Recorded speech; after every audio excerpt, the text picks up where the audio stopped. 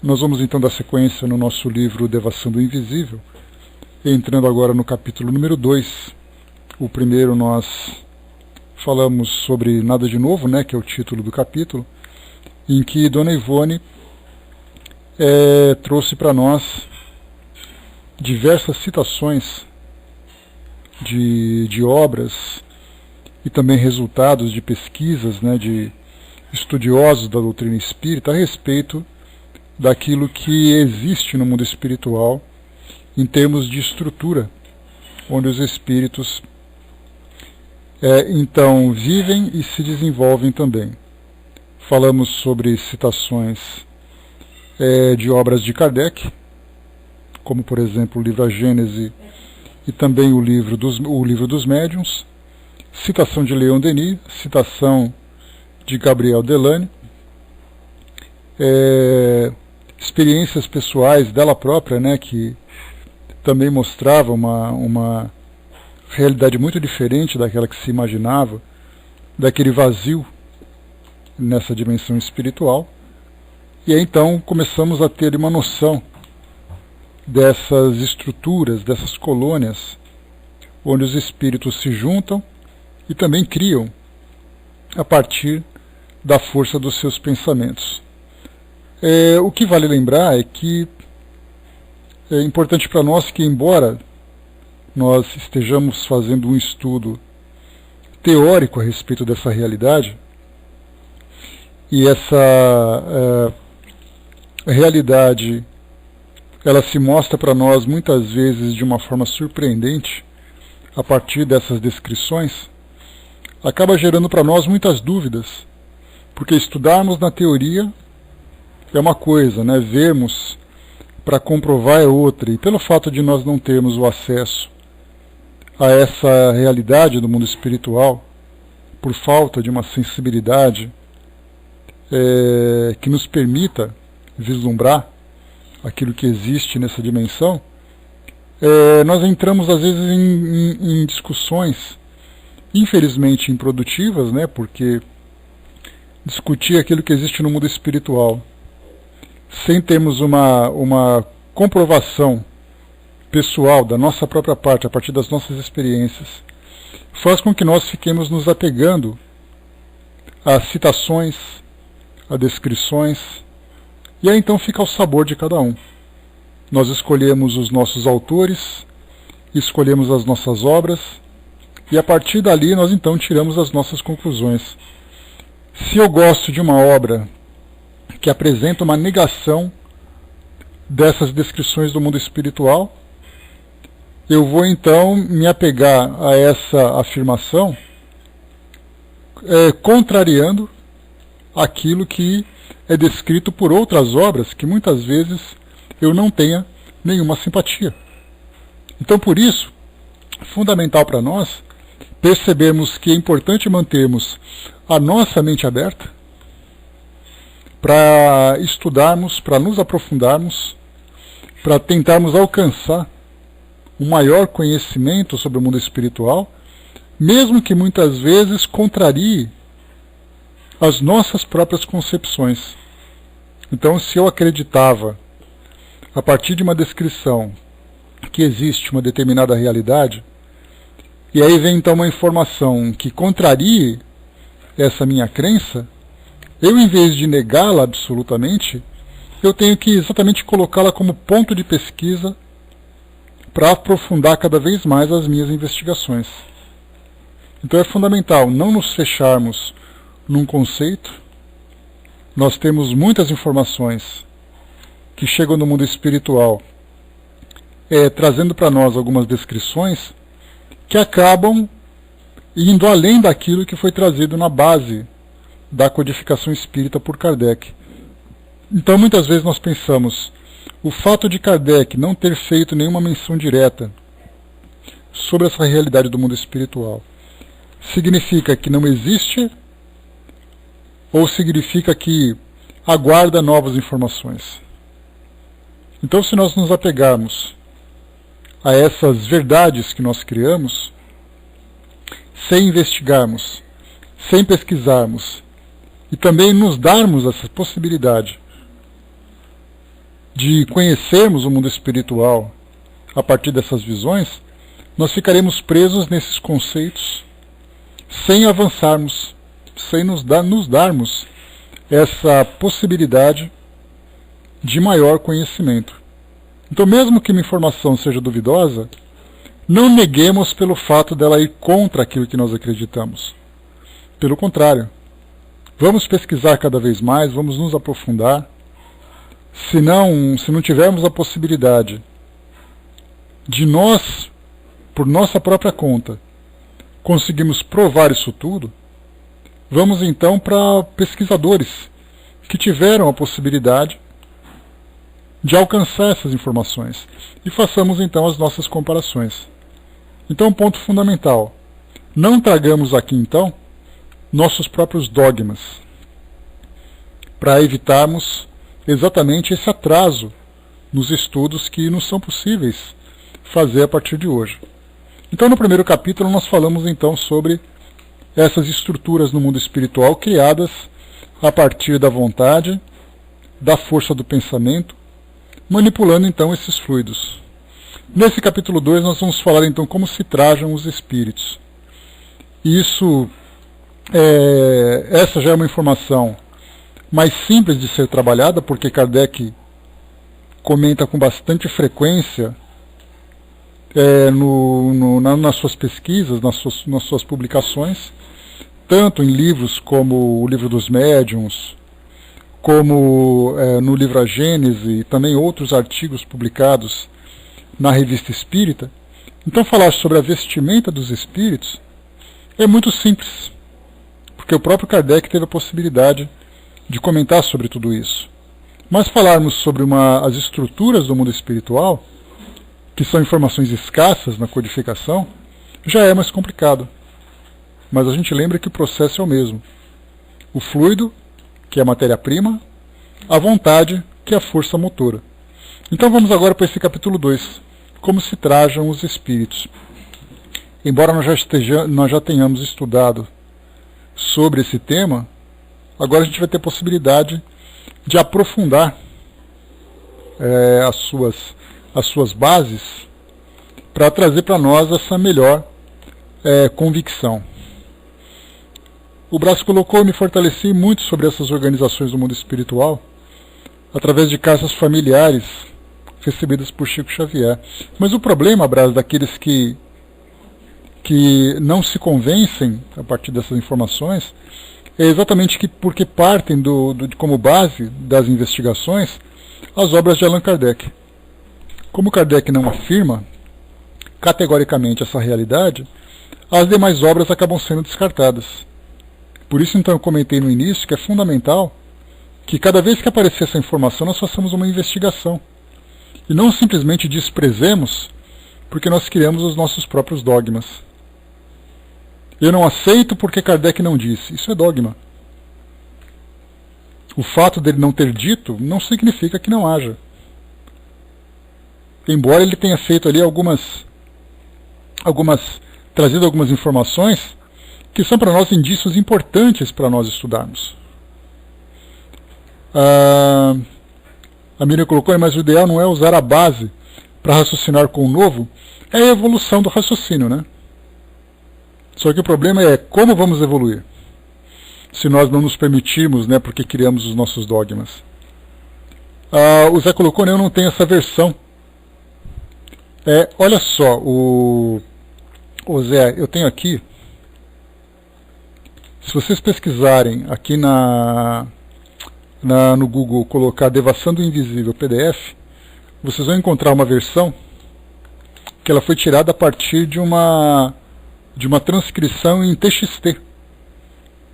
E ela está assim um pouco desorganizada, né? Então, se vocês pesquisarem, colocando tudo junto, devassandoinvisível.pdf, vocês vão encontrar esse texto, essa publicação, porque só tem duas. Pelo que eu consegui pesquisar, uma é feita pela FEB, como eu comentei, né? E essa da FEB vai somente até o primeiro capítulo. E essa outra feita em TXT, transformada em PDF, que é mais fácil de vocês encontrarem. Então dê uma pesquisada rapidinho aí, que é fácil de vocês encontrarem, porque esses comentários aqui vão durando enquanto isso. Eu estou na página 18, dessa versão. Vaninha colocou nele, poderia não ter dito tudo que nós iríamos querer saber hoje. Esse é o problema. Ele poderia, iríamos, isso aí são suposições. Então, para aqueles que negam essa realidade, né, então, ele não poderia, esse poderia que é o problema. Porque poderia é uma suposição que se faz, que para aqueles que negam essa afirmação, acaba não sendo convincente. Então, não teria. Quem somos nós para dizer o que Kardec poderia ou não fazer? Para nós essa informação é clara. Agora eu estou fazendo assim aquele papel de advogado do diabo, né?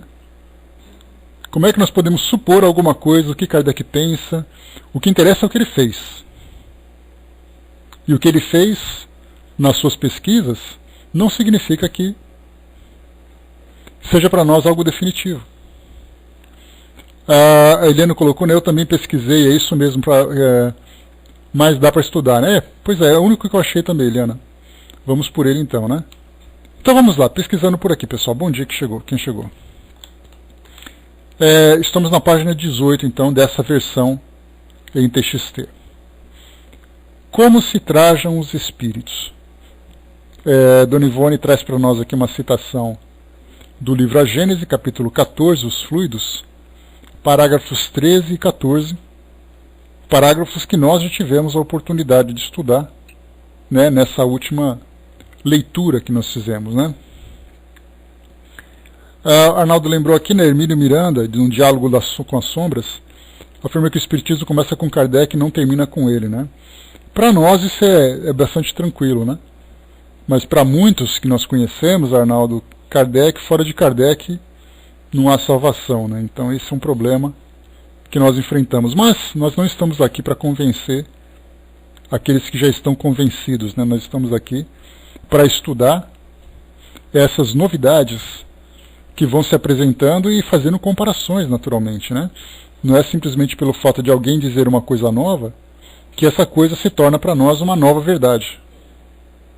Ela é para nós mais um indício para que nós possamos aprofundar os nossos conhecimentos, os nossos estudos. Tico colocou, acho que devemos distinguir o que são ideias de Kardec e o que é a doutrina vinda dos espíritos, né? É uma coisa tão clara para nós, né, Tico? Tão simples, né? Mas cada um no seu tempo, não significa que nós somos os privilegiados, né? Mas o fato de mantermos a mente aberta para abrirmos essa possibilidade para novas pesquisas já é um passo significativo. O dogma sempre é um problema e nós não podemos nos apegar a ele. Já basta aquilo que o mundo vive devido aos tantos dogmas, né, que sustentam muitas crenças e trazem para nós tantos problemas, né? A Miriam colocou, né, eu penso que o que leva muitos a esse pensamento é o mesmo que leva muitos a não crer em um Deus criado pelos homens, né? Como muitos mistificam e não usam muitos critérios, acaba atendendo mesmo a linguagem fantasiosa, generalizam, né? Então nós temos aqueles que exageram e aqueles que não trazem argumentos adequados para permitir esse raciocínio. Então é importante assim, se eu não tenho uma informação agora, eu guardo aquela ideia para me aprofundar cada vez mais, não negar pelo fato de negar. Quantas ironias, sarcasmos, piadas são feitas em cima de temas que sequer se dará um trabalho de explorar. Então a gente vai devagar e sempre, né, aprofundando aqui a nossa pesquisa. O Brás lembrou, né, engraçado, levitação, escrita direta, fenômenos de transportes, mesas girantes, parece que já era exagero para aquela época. Tanto que Kardec era considerado ou maluco ou endemoniado, né, Brás? De muita coisa que a gente viu por aqui. Mas vamos em frente. O que interessa para nós é a análise. Nós estamos aqui para analisarmos, não para convencermos. Se por acaso a nossa análise não for suficiente para nos convencermos, mantenhamos a mente aberta para que isso venha no futuro. É o que importa para nós. Vamos lá então. Como se trajam os espíritos? Citação aqui separada então do livro A Gênese, capítulo 14, Os Fluidos. Abrem aspas. Os fluidos espirituais que constituem um dos estados do fluido cósmico universal são, a bem dizer, a atmosfera dos seres espirituais, o elemento de onde eles tiram os materiais sobre que operam, o meio onde ocorrem os fenômenos especiais, perceptíveis à visão e à audição do espírito, mas que escapam aos sentidos carnais, impressionáveis somente à matéria tangível, o meio onde se forma a luz peculiar ao mundo espiritual, diferente pela causa e pelos efeitos da luz ordinária. Finalmente, o veículo do pensamento, como o ar é do som.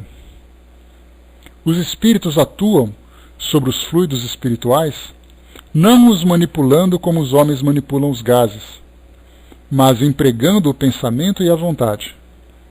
Para os espíritos, o pensamento e a vontade são o que é a mão para o homem. Pelo pensamento, eles imprimem àqueles fluidos tal ou qual direção, os aglomeram, combinam ou dispersam, organizam com eles conjuntos que apresentam uma aparência, uma forma, uma coloração determinadas. Mudam-lhe as propriedades como um químico muda a dos gases ou de outros corpos, combinando-os segundo certas leis. É a grande oficina ou laboratório da vida espiritual. Então, essa primeira citação, para nos embasar aqui no nosso raciocínio, trazendo então essas propriedades desses fluidos que nós então conhecemos no mundo espiritual. Lembrando sempre, né, que essa vontade que Kardec mencionou, essa força do pensamento, ela muitas vezes ela trabalha de uma forma inconsciente ou de uma forma não intencional, né, principalmente porque o fato de nós esboçarmos uma intenção já será o suficiente para que nós mobilizemos essa força a partir da nossa mente.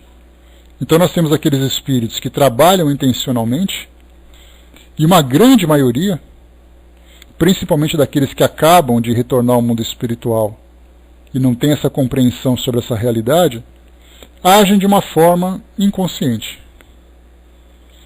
Ou seja, eles têm ideias, sentimentos, mobilizam essas forças e aí então criam, trazendo um efeito positivo ou um efeito negativo, de acordo com a qualidade daquilo que pensam, daquilo que produzem.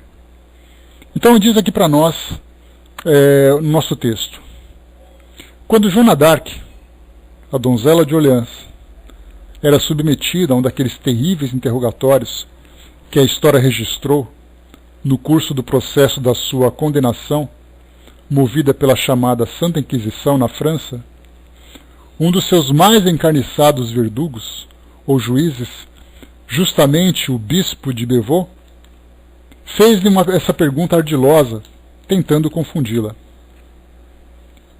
Ele pergunta então: São Miguel te aparece desnudo? E aí continua o texto: pois sabe-se que um dos espíritos que a assistiram era por ela mesma considerado como sendo aquele santo da Igreja Católica, uma das imagens que ela se habituara, desde a infância, a ver e a venerar na pequena igreja da aldeia de Bonremy, seu berço natal. Prontamente respondeu a donzela com outra interrogação, mas tão profunda, tão sutil e complexa, que não a poderia ter submetido à crueldade do estreito cérebro dos seus algozes, mas que a posteridade dos dias atuais devidamente compreende e explica à luz dos estudos transcendentais feitos pela terceira revelação ou espiritismo. Ela disse então para aquele bispo: pensais que Deus não tem como que vesti-lo? Respondeu Joana: sim, Deus, o Criador onipotente, o artista inimitável, Senhor da beleza suprema, possui, espalhados pela sua criação infinita, até dentro das próprias possibilidades psíquicas vibratórias mentais de seus filhos, os elementos e as energias que lhes permitem ataviar-lhes, uma vez desencarnados, consoantes os seus próprios gostos artísticos ou simplesmente práticos, tais quais os encarnados.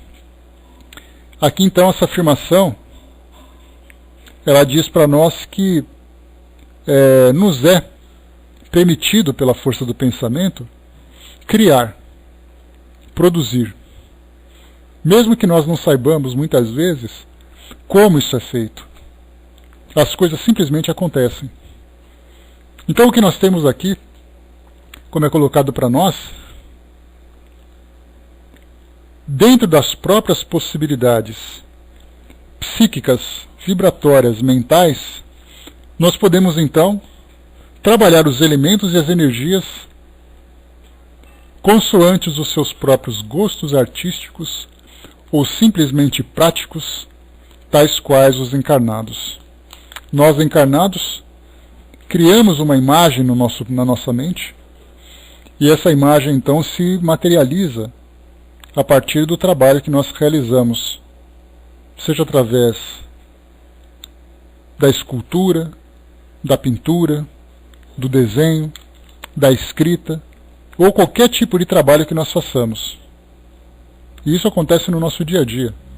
Basta lembrar, por exemplo, que num trabalho de culinária, inicialmente nós elaboramos qual é o prato que nós vamos criar, vemos ali qual é a receita e a partir do trabalho nós então concretizamos, né? Lamentavelmente, nem sempre aquilo que a gente imagina acontece diante de um fogão, diante de um forno, né? A gente pensa naquele prato maravilhoso e sai aquela gororoba, né? Mas valeu a tentativa, que vale o nosso esforço. Então, aqui no nosso mundo material, nós então concretizamos através do trabalho aquilo que nós mentalizamos. No mundo espiritual as coisas acontecem com mais facilidade, trazendo um efeito positivo ou negativo, como eu comentei com vocês, porque ao pensar alguma coisa, mesmo que não seja a minha intenção criar, ela acaba se materializando. Por exemplo, é o caso como nós vemos os espíritos que desencarnam e apresentam em seus corpos perispirituais marcas de doenças ou deficiências que tinham quando estavam encarnados. Então o espírito que volta com tumores, com amputações, com cicatrizes, com tatuagens, com características físicas, que vai trazer para ele uma lembrança positiva ou negativa de acordo com aquilo que ele vivia. Então o seu perispírito se molda de acordo com as intenções, com a força do seu pensamento, mesmo que ele não queira.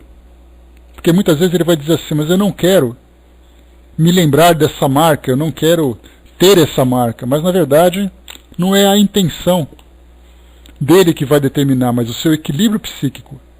Porque ele pode dizer eu não quero, mas intimamente ele está impregnado por essas lembranças, por essas imagens, e elas são muito mais fortes do que o seu desejo.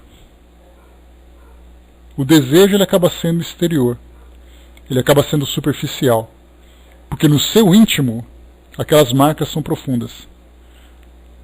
Então isso não acontece somente com relação à vestimenta do espírito, porque o espírito vai se encontrar no mundo espiritual de acordo com a forma como ele próprio se vê.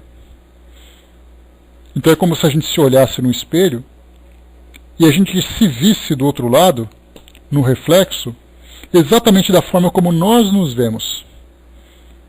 E é por isso que com o passar do tempo, os espíritos vão mudando essas características, porque como eles próprios comentam, né, ou na literatura que nós encontramos, muitos espíritos que se mostram para nós encarnados, né, junto àqueles grupos onde eles eram conhecidos, se mostram saudáveis, rejuvenescidos, com uma aparência mais bela, exatamente porque o tempo que ele esteve no mundo espiritual teve a possibilidade então de se reequilibrar, se desprender daquilo que o prendia à realidade do mundo material. De outra forma, aqueles espíritos recém-desencarnados não só muitas vezes apresentam as mesmas características que tinham quando estavam encarnados, como muitas vezes agravam essa aparência, pelo fato do mundo espiritual sofrerem maiores perturbações. Então, fisicamente, ou entre aspas, né, os espíritos acabam se apresentando de acordo com a forma como eles se veem. Não é à toa, por exemplo, espíritos que continuam utilizando objetos que utilizavam quando estavam encarnados, como próteses, óculos, características, né, do cabelo, alguns carecas, outros com cabelos longos, cicatrizes, como comentei há pouco, tatuagens, é algo muito comum. Outros são baixos, outros são obesos, outros são deficientes. E com o passar do tempo, então, se desprendendo das características do seu corpo físico e se vendo como um espírito perfeito, como um espírito saudável, essas marcas, então, vão desaparecendo. Aquelas doenças que mostram, por exemplo, que traz problemas de visão, pessoas que, pelo tipo de vida que tiveram, quando estavam encarnados, ficam banguelos. Pode parecer algo um pouco engraçado, ou um pouco curioso, mas isso acontece. O espírito chega no mundo espiritual levando essas características, porque ele viveu durante tanto tempo se vendo daquela forma, que o seu corpo perispiritual vai refletir exatamente aquilo que ele imagina. E depois de um certo tempo ele pensa, mas espera aí, eu não preciso mais ter essa aparência. Porque quem tinha essa aparência, na verdade, era o corpo. O corpo que acabou trazendo para nós doenças, problemas. Teve ali o problema de perda de dente, queda de cabelo e tantas outras dificuldades enfrentadas pela matéria. E aí então no mundo espiritual, ele se desprendendo dessa realidade, ele vai então adquirindo novas ideias a respeito de si mesmos. Essa que é a parte importante. Ele renova seu pensamento sobre si mesmo, a sua autoestima se modifica, ele se regenera diante daquilo que ele tinha quando estava encarnado. Então por isso nós vemos que fisicamente, entre aspas, os espíritos sofrem essa modificação. Mas e com relação à vestimenta deles? Acontece da mesma forma. Acontece da mesma forma. Os espíritos então criam essa vestimenta de acordo com aquilo que pensam. Então não é à toa que os espíritos se apresentam vestidos da mesma forma que tinham, né, da mesma forma que estavam quando estavam encarnados. Ele se vê ali com sua camiseta, com sua calça jeans, com seu uniforme, com seus vestidos, hábitos, batinas, cada um vestido do jeito que se via no mundo espiritual. E isso acontece de uma forma tão natural que simplesmente acontece sem que eles tenham consciência do porquê isso aconteceu. Ou melhor, de que forma isso aconteceu. A partir do momento em que ele começa a adquirir maiores habilidades no mundo espiritual, de compreender exatamente a força do seu pensamento, né, Angélica, pode acontecer. Muitos espíritos se veem dessa forma. É o que eu falei para vocês. Os espíritos vão se encontrar no mundo espiritual de acordo com o modo como ele se vê. Se por acaso ele se vê, teve uma desencarnação, por exemplo, em que ele foi deixado nu num local, no mundo espiritual, se ele continuar se vendo daquela forma, ele vai estar assim também. O Arnaldo colocou: pessoas brincando no carnaval travestido poderá manter-se assim. Então, tem uma descrição muito interessante, Arnaldo, no livro Sexo e Obsessão, de Manuel Filomeno de Miranda. Ele comenta exatamente sobre essas tendências às brincadeiras do carnaval, mas de uma forma bastante negativa, falando sobre a sexualidade, o desequilíbrio da libido. Então mostra não apenas a vestimenta do indivíduo, mas também alterações no seu próprio corpo. como por exemplo genitálias deformadas, porque a fixação sexual era tão grande que o seu corpo perispiritual se transforma. Se eu falei para vocês que um indivíduo pode aparecer no mundo espiritual sem os dentes, porque aqui no mundo físico ele perdeu os seus dentes, se por acaso ele tem uma fixação sexual, os seus órgãos sexuais também vão sofrer essa alteração. Simplesmente assim. Sexo e Obsessão, um livro excelente de se conhecer. Então, o princípio da coisa não é o que o espírito vai vestir, não é como o espírito é. Tudo parte do princípio de que forma ele se vê, de que forma nós nos vemos. Quando o espírito desencarna na condição de criança, ele se manifesta como criança, enquanto ele acreditar ser uma criança. Se ele desencarna na condição de um idoso, aos seus 80, 90 anos de idade, ele vai chegar no mundo espiritual com a aparência de 80, 90 anos de idade. Não porque ele tem essa característica, mas é porque ele acredita ser aquilo. Então, se nós entendermos que tudo parte da vontade do espírito, de uma forma consciente ou inconsciente, a mesma coisa também, Fletcher. Quando nós falamos sobre o preto velho, quando nós falamos sobre o indígena, quando nós falamos sobre um oriental, um espírito japonês, parece uma coisa engraçada, mas vamos entender a fisiologia daquilo tudo. Ele se vê como oriental, porque a sua existência foi exatamente num ambiente onde as características físicas traziam aquela aparência. Então tudo parte daquilo que o espírito acredita sobre si mesmo. Angélica colocou: sou trans, fiz várias modificações plásticas no meu corpo. Se eu desencarnar, eu vou chegar com a mesma aparência que eu tenho hoje. Você vai ser aquilo que você pensa ser. De uma forma positiva ou de uma forma negativa. Porque muitas vezes nós pensamos em ser alguma coisa que o nosso corpo físico não responde. Porém, a nossa mente quer produzir. Só que ela produz, pela intensidade desse pensamento, características bastante desequilibradas.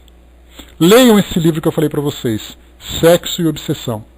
Ali mostra, de um modo muito interessante, a plástica ou a plasticidade dos fluidos manipulados pela força do pensamento. Ali é bem interessante.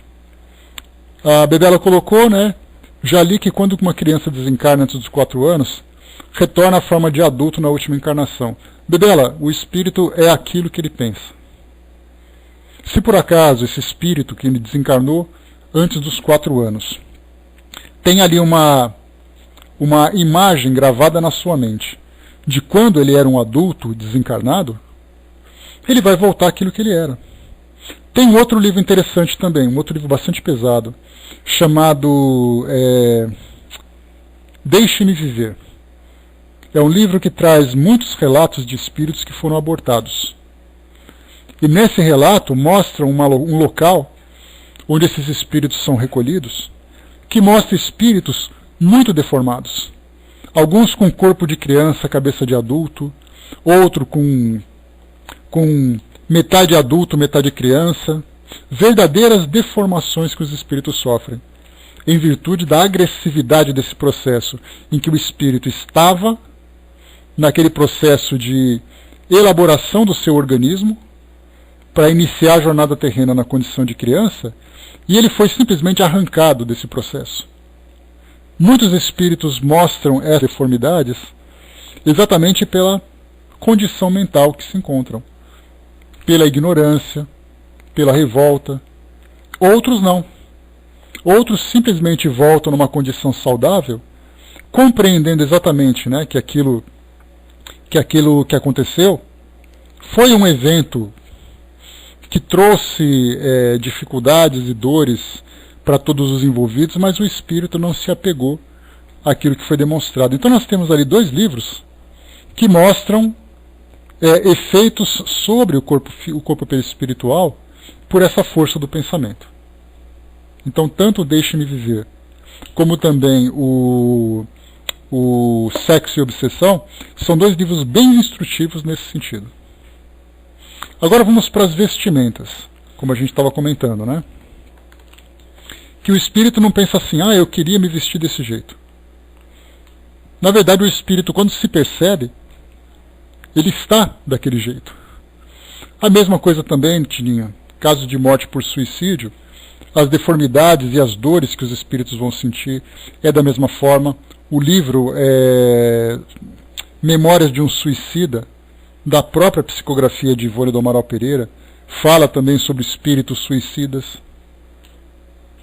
Nós vamos conhecer um pouquinho mais também sobre essa questão nos próprios estudos que nós estamos fazendo aqui da Dona Ivone, que mostra vários casos de espíritos suicidas que continuam no mundo espiritual sofrendo as angústias das lesões que provocaram. E ela mesmo lembra, só para vocês terem uma ideia, que o pior tipo de morte que existe para um espírito é o suicídio através do se lançar diante de um trem. Porque a locomotiva destroça seu corpo físico e, consequentemente, traz essas consequências refletindo no seu corpo perispiritual. Então ela comenta sobre isso. Existem vários tipos de suicídio, mas o pior deles ela comenta exatamente que é esse. A gente vai chegar até lá com o tempo, né? Preguiçoso não, Fletcher, prático, diferente. Uma pessoa prática pensa na praticidade, né? Então o audiobook também é válido, e muito válido. Mas vamos lá. Deixa eu ver aqui. Tá. A revelação espírita fornece as bases necessárias à compreensão do atraente fato, pois tanto as obras de Allan Kardec, como nas de seu eminente colaborador Leon Denis, encontraremos fartos esclarecimentos quanto à possibilidade da confecção espiritual de um traje, deste ou daquele figurino, usado pelos habitantes do mundo invisível. Isso, né, a Verusca lembrou que toda terça-feira, às 21h30, nós temos o estudo do livro Memórias de um Suicida, na Sala Espiritismo Net Brasil, toda terça às 9h30. E os estudos anteriores já foram gravados e estão disponíveis também lá no nosso site. Vamos lá. Citaremos alguns desses trechos esclarecedores, apenas visto ser impossível citar todos eles, dada a variedade do que poderemos a respeito encontrar. Além dos parágrafos de A Gênese, citado acima, leremos ainda no 3º do mesmo capítulo. No estado de eterização, o fluido cósmico não é uniforme. Sem deixar de ser etéreo, sofre modificações tão variadas em gênero e mais numerosas, talvez, do que no estado de matéria tangível. É isso, lembrando que nós temos, como já comentamos várias e várias vezes, que o estado da matéria, conhecido aqui no mundo físico, tecnicamente eles são em 7 estados da matéria. Mas fisicamente nós conhecemos ali os básicos 3 ou 4. O estado físico, líquido, o sólido, líquido, gasoso. E agora nós temos também o plasma, né, que é utilizado em televisores, em monitores, né, em lâmpadas fluorescentes. Então são 4 estados da matéria. E de uma forma artificial nós encontramos mais 3. Chegamos a 7 estados da matéria. E o que Kardec lembra nessa citação é que isso porque naquela época ele conhecia apenas os 3, né? Foi depois, através dos raios catódicos, que William Crookes descobriu esse 4º estado lá no começo do século XX, final do século XIX. Mas ele lembrava de 3 estados da matéria. E o que é lembrado aqui dos fluidos é que esse elemento ele pode tomar formas tão variadas que nós sequer imaginamos. Não apenas com relação ao formato que esse fluido pode ter. A nossa dificuldade já apresenta no próprio entendimento sobre o fluido. O que é esse fluido? Muitas vezes nós temos essa pretensão de dizer com todo aquele orgulho, né? Nossa, mas o fluido cósmico universal. Mas o que é exatamente esse fluido cósmico universal, se é uma coisa que nós não conhecemos, nunca vimos? Aí muitos vão dizer assim, mas a gente vê o fluido cósmico universal no seu estado de matéria, tangível, palpável aqui do mundo físico, sem dúvida nenhuma. Mas nós falamos do estado imaterial. E até mesmo essa definição de imaterial também é muito relativa. Porque aquilo que é imaterial para nós é material para os espíritos. Valeu, Fletcher. Então o que nós lembramos, é que o próprio corpo perispiritual é um fluido. E para o espírito é matéria. Mas para nós não. Para nós é algo incompreensível. Então nós conhecemos na teoria, mas na prática é para nós um verdadeiro enigma. Então aqui nós temos esses diversos estados da matéria. Essas modificações, diz aqui o texto, constituem fluidos distintos, que, embora procedentes do mesmo princípio, são dotados de propriedades especiais e dão lugar aos fenômenos peculiares ao mundo invisível. Dentro da relatividade de tudo, esses fluidos têm para os espíritos, que também são fluídicos, uma aparência tão material quanto a dos objetos tangíveis para os encarnados, e são para eles o que são para nós as substâncias do mundo terrestre. Eles os elaboram e combinam para produzirem determinados efeitos, como o fazem os homens com os seus materiais, ainda que por processos diferentes. Então o que nós temos aqui nessa descrição do livro A Gênese vem exatamente ao encontro daquilo que nós vemos hoje. Nós temos processos químicos, processos físicos, de atrito, de mudança de temperatura. São as técnicas, os recursos de que nós dispomos para transformar a matéria. No mundo espiritual não são utilizados esses objetos e essas técnicas, mas forças diferentes, que teoricamente nós entendemos como força do pensamento, mas na prática nós não conseguimos entender ainda. Continua aqui o nosso texto. Deixa eu ver aqui. No capítulo 8 de O Livro dos Médiuns, do Laboratório do Mundo Invisível, existe longa e substanciosa revelação da força criadora dos espíritos desencarnados, os quais, utilizando-se da matéria própria do invisível, ou seja, do fluido cósmico, que enche os espaços sem fim, a esse manejam de sorte a construírem o que bem desejarem com o poder que o pensamento e a vontade lhe concedem. O assunto das citadas revelações se refere a uma aparição masculina que trazia nas mãos uma caixa de rapé. É interessante que, quando nós estudamos sobre formas que os espíritos podem dar a um objeto, nós inevitavelmente sempre caímos nessa bendita caixa de rapé, como se nada mais tivéssemos de subsídio em outras obras, em outras citações, para falarmos dessas criações. Então o que Kardec trouxe para nós nesse relato mostra não apenas a elaboração desse processo, mas também o seu próprio conteúdo. É aí que está a parte mais interessante. Que Kardec ainda pergunta, naquele capítulo 8, se os espíritos podem criar essas substâncias, se elas são reais. Se poderia criar um alimento, um remédio, um veneno.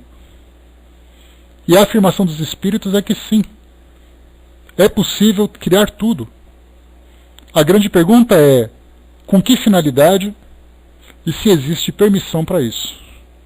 Porque do contrário nós teríamos grandes problemas com a intervenção do mundo espiritual, manipulando esses fluidos e trazendo para nós elementos que poderiam muito mais provocar a nossa ambição e trazer prejuízos do que para o nosso benefício. Mas isso nós vemos com bastante facilidade, nos processos de cura, quando se toma aquelas águas magnetizadas, que trazem para nós aqueles fluidos medicamentosos, Isso nada mais é do que a manipulação. Muitas vezes nós temos o odor que se modifica. Quantas citações nós temos de reuniões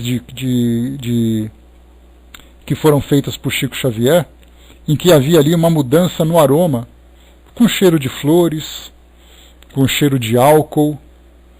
Muitas vezes em centros espíritas que trabalham com cura, o cheiro é de um hospital.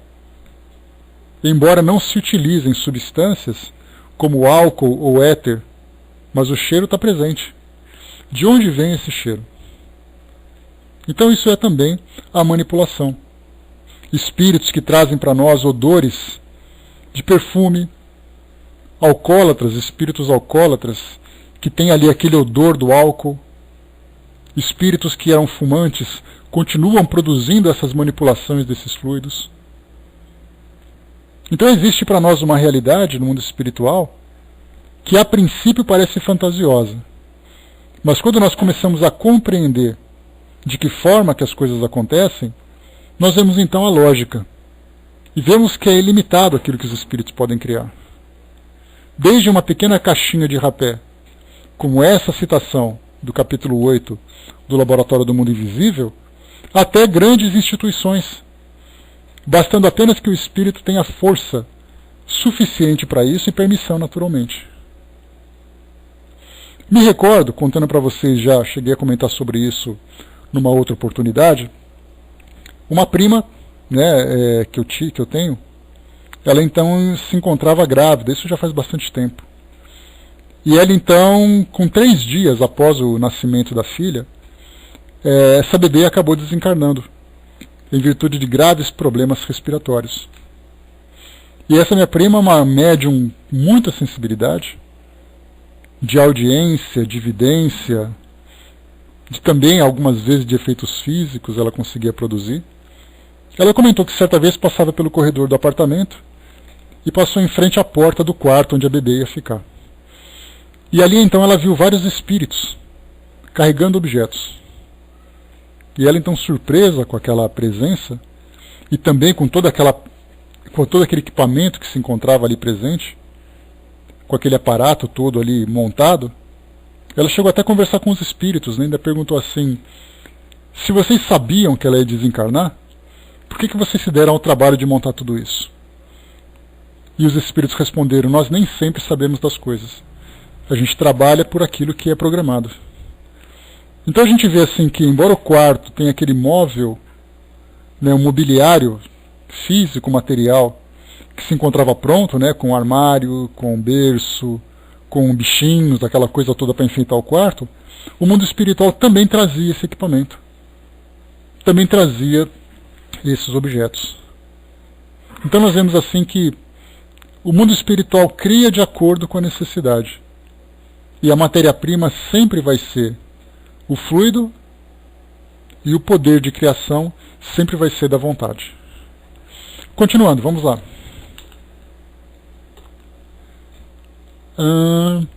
A Vera lembrou que essas reuniões, muitas vezes também, os espíritos trazem esses objetos, esses equipamentos, para ajudarem nesse trabalho. Quantas vezes também nós temos citações de que nós vemos ali um centro espírita pequeno, fisicamente, mas médiuns videntes veem uma estrutura envolvendo aquelas instituições que muitas vezes sobem andares, enquanto que fisicamente é apenas aquele pequeno lugar. Em hospitais, em instituições religiosas, porque existe uma estrutura física e uma estrutura fluídica, naquele trabalho conjunto feito entre o mundo espiritual e o mundo material. Só que o mundo espiritual não depende do mundo físico.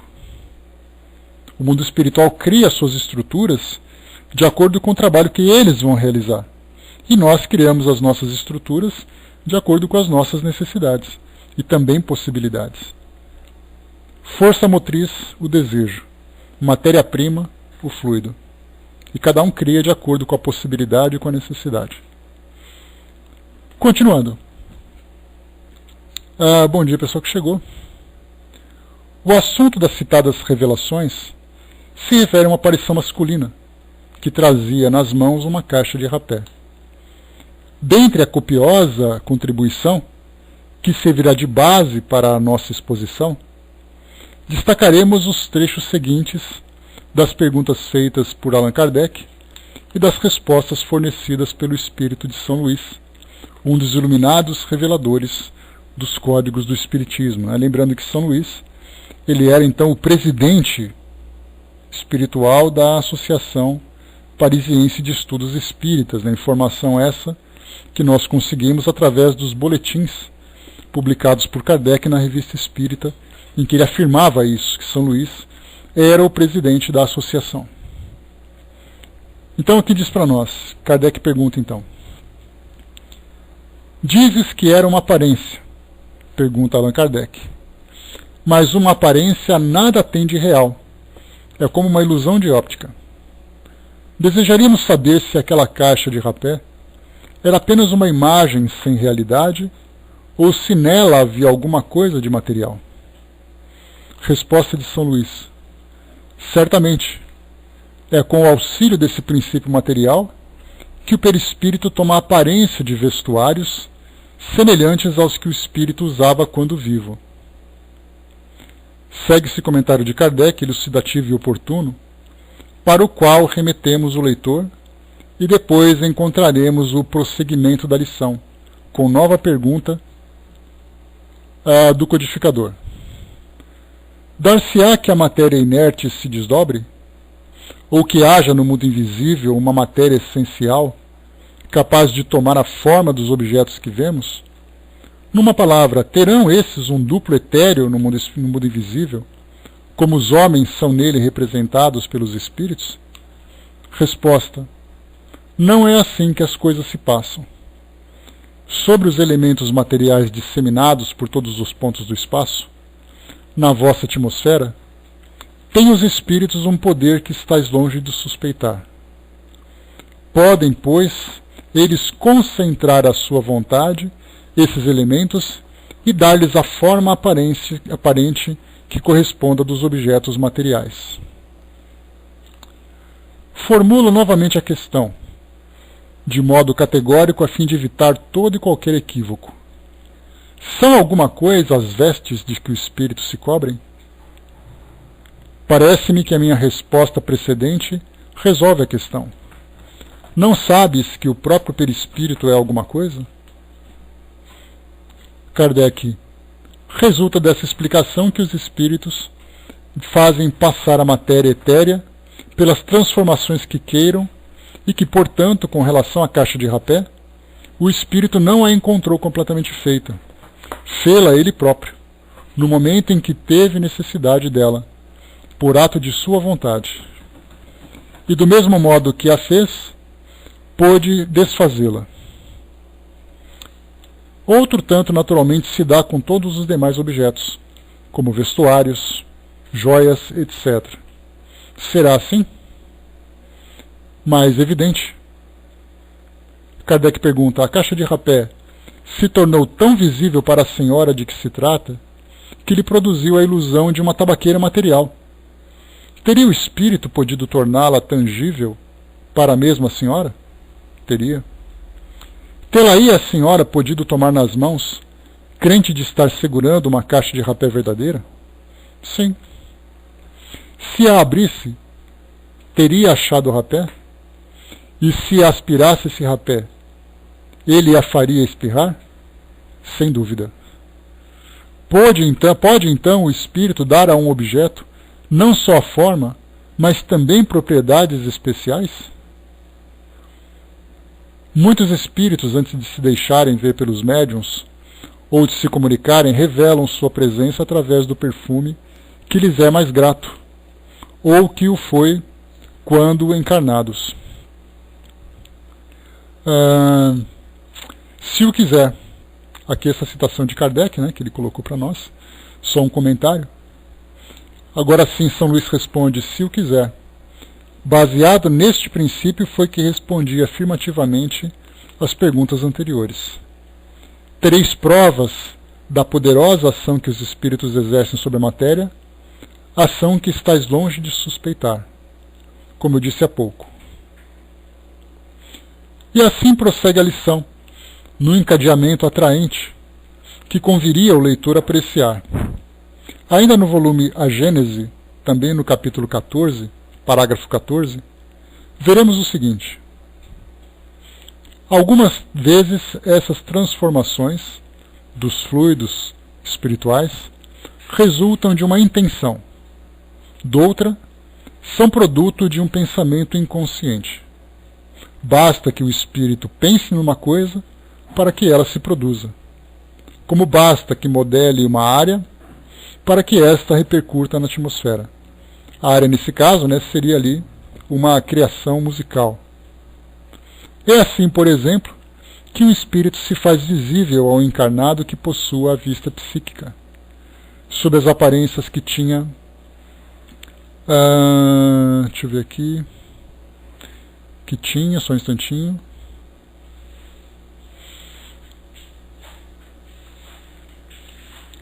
Deixa eu ver aqui. Espera só um pouquinho, pessoal, que aqui o texto está um pouco confuso.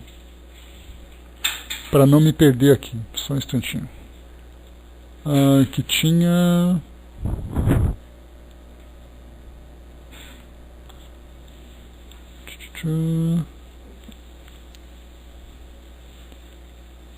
Tá, aqui só voltando um pouquinho, ele traz para nós aqui uma continuação daquela, pois é. Deixa eu ver aqui daquela observação que ele colocou. Foi...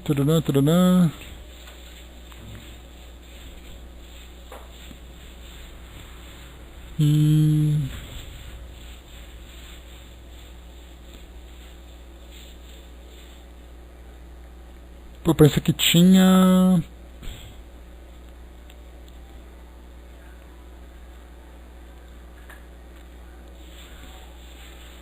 Quando vivo, tá, achei aqui. Que ele tinha quando vivo, em que o segundo o conheceu. Embora haja ele tido, depois dessa época, muitas encarnações. Apresentam-se como vestuário os sinais exteriores. Aí nós temos aqui enfermidades, cicatrizes, membros amputados, etc. Que tinham, então. É porque tem ali uma nota de rodapé, que nesse livro aqui ele está um pouco complicado para a gente ver. Só voltar aqui para a gente completar o que foi dito aqui no rodapé, então. Que está ali no 11. Vamos lá. Então aqui no 11 diz assim, ó. Muitos espíritos, antes de se deixarem ver pelos médiuns, ou de se comunicarem, revelam sua presença através do perfume que lhes é mais grato, ou que o foi quando encarnado. Cadê o nado aqui agora?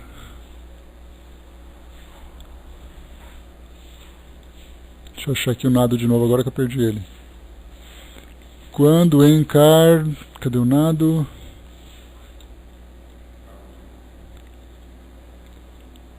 Quando encarnados. As entidades espirituais Charlie e Frederic Chopin se revelam pelo perfume de violeta, com certo detalhe que torna inconfundível um perfume do outro, ou seja, a presença de um desses espíritos da presença do outro, tal se tratasse antes de particularidades de vibrações. O espírito Sheila, ex-enfermeira alemã, morta em um bombardeio aéreo durante a Guerra Mundial, e que se comunica com o médium Francisco Cândido Xavier, revela-se por um forte e muito materializado cheiro de éter, lembrando a sua profissão, em cujo exercício desencarnou. Espíritos sofredores e inferiores costumam fazer-se notados pelo cheiro de bebidas alcoólicas, de fumo, de podridão e até de decomposição cadavérica. E aqueles vitimados em desastres e que vêm a morrer durante a estada nos hospitais, costumam desprender o cheiro de iodofórmio, do iodo, do formol, etc. E não é muito raro um espírito amigo, familiar, dar ao seu médium o perfume que sabe este aprecia, o que representa uma das muitas formas de afetividade e carinho com que tão bondosos amigos brindam seus aparelhos mediúnicos. Então aqui só fazendo uma comparação, um complemento daquilo que eu li anteriormente, e depois aqui embaixo o complemento desse parágrafo que nós lemos agora. Nas obras de Leon Denis, estão me acompanhando aí, pessoal? Estou na página 21 agora, depois ali do Devassando o Invisível 45. Beleza, então. Ok. Nas obras de Leon Denis, vamos encontrar o precioso argumento a cada passo, confirmando tudo quanto os videntes têm revelado sobre o vestuário dos espíritos.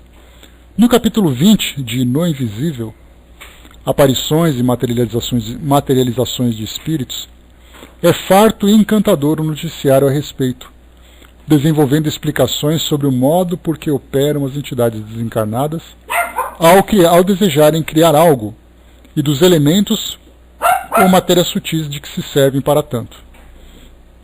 Citaremos pequenos trechos, convidando o leitor a uma consulta a todo e belo capítulo.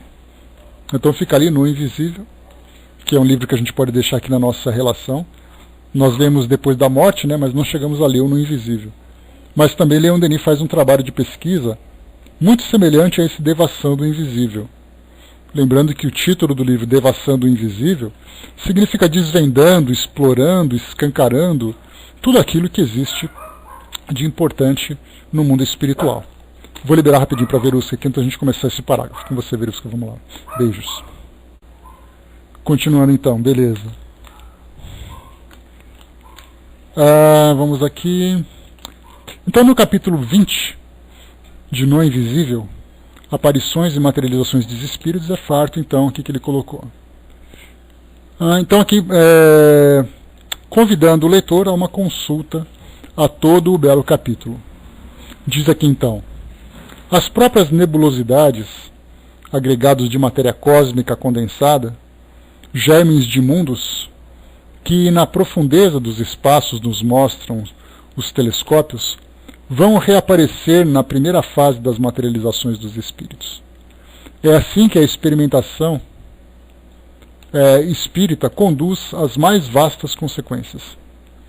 A ação do espírito sobre a matéria nos pode fazer compreender de que modo se elaboram os astros e se consuma a obra gigantesca do cosmos.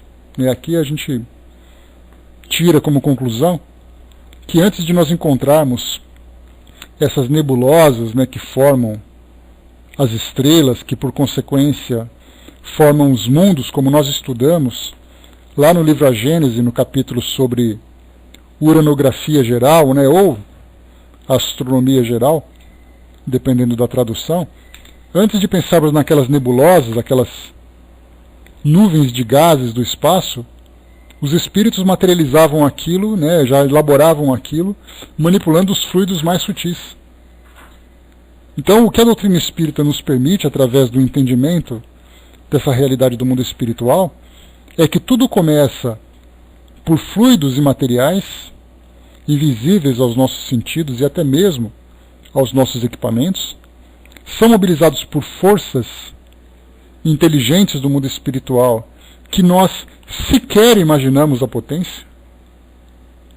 Sequer imaginamos. Por maior que nós pensemos um espírito com uma capacidade criativa absurda, nós infantilmente ficamos muito aquém da realidade.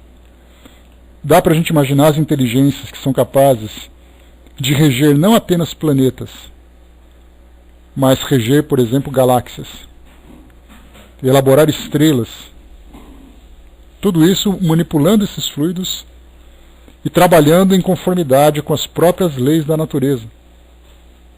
Essas leis universais de atração, de repulsão, de transformação, de fusão, tudo aquilo que nós vemos hoje na física e outras forças que nós nem sequer compreendemos.